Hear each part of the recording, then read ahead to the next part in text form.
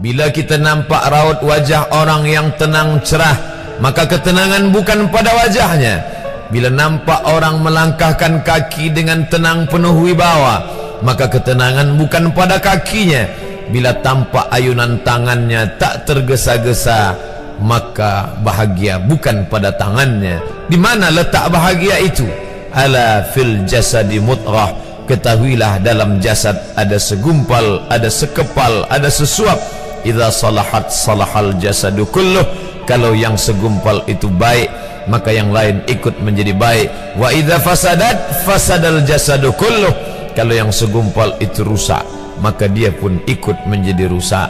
Yang segumpal itulah yang mengendalikan mata, telinga, tangan, kaki. Yang segumpal itulah tempat rindu, benci, marah, ridha, ikhlas, fasik, hasad, kufur. Di sanalah bersemayam rindu dan benci. Maka jangan terlampau benci. Habib habibaka haunamma. Kalau kau sayang, sayanglah secukupnya sahaja. Karena boleh jadi hari ini kau sayang, besok berubah menjadi kebencian. Kalau kau benci, bencilah secukupnya sahaja. Boleh jadi esok pagi dia menjadi orang yang tersayang. Berapa banyak puan-puan berkata, siapa itu? Itulah orang yang dulu paling aku benci. Tapi hari ini masih ada juga benci, tapi tak banyak. Oleh sebab itu maka dijaga dia. Yauma la yanfa'u malun. Hari itu tak ada guna harta, wala banun, tak ada guna anak, illa man atallah, kecuali orang yang datang menghadap Allah biqalbin salim, dengan hati yang salim. Qab lam ba, qallaba, berbolak-balik. Qallaba, tidak selamanya bahagia. Kadang pagi hati tenang, petang datang dia pun susah. Kadang pagi hati lapang, petang tiba dia pun gundah. Maka apa yang dapat menolong? Ala bizikrillah, ketahuilah dengan banyak menyebut mengingat Allah, tatma'innul qulub, maka hati akan menjadi lapang.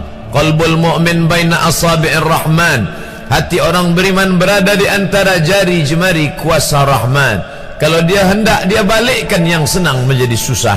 Kalau dia berkehendak yang susah, dia balik menjadi lapang. Berapa banyak orang yang tampaknya mungkin kita kata dia susah, tapi dia masih boleh tersenyum.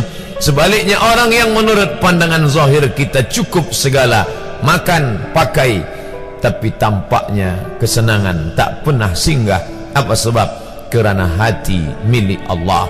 Dia ada dalam diri kita, tapi dia bukan punya kita. Lillahi ma fis samawati wa ma fil ard. Apa di langit, apa di bumi, milik Allah. Balikkan kepada Allah, dari Allah balik kepada Allah. Senang mengucapkannya, payah mengamalkannya, lebih sulit memasukkannya ke dalam hati. Oleh sebab itu maka apa cara supaya hati menjadi lapang? Yang pertama, iman. Mesti ada iman, percaya bahawa dia ada walaupun tak tampak oleh mata. Dulu ada seorang filosof, dia berkata bahawa aku percaya dia ada bila boleh tampak oleh mata, disentuh tangan, didengar telinga. Tapi bila tidak dapat ditengok mata, dipandang mata, didengar telinga, disentuh tangan, maka dia tidak ada.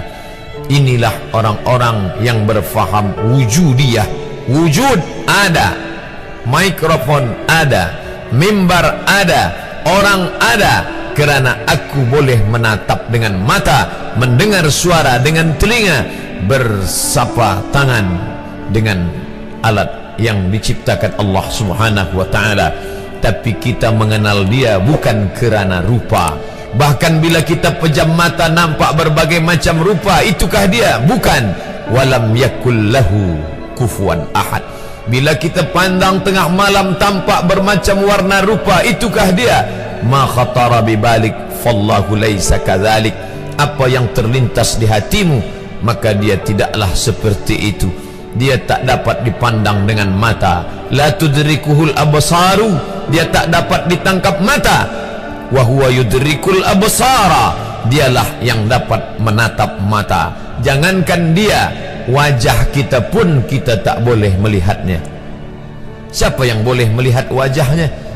Sementara belum dijumpai cermin, belum pandai orang membuat cermin, orang tak tahu bentuk rupa wajahnya bagaimana.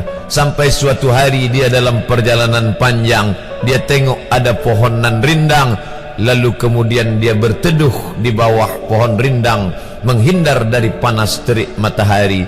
Di bawah pohon rindang ada kolam air, maka saat dia akan mengambil minum dari air kolam, disitulah dia melihat wajahnya. Oh, begitu rupa wajah di dalam air kolam.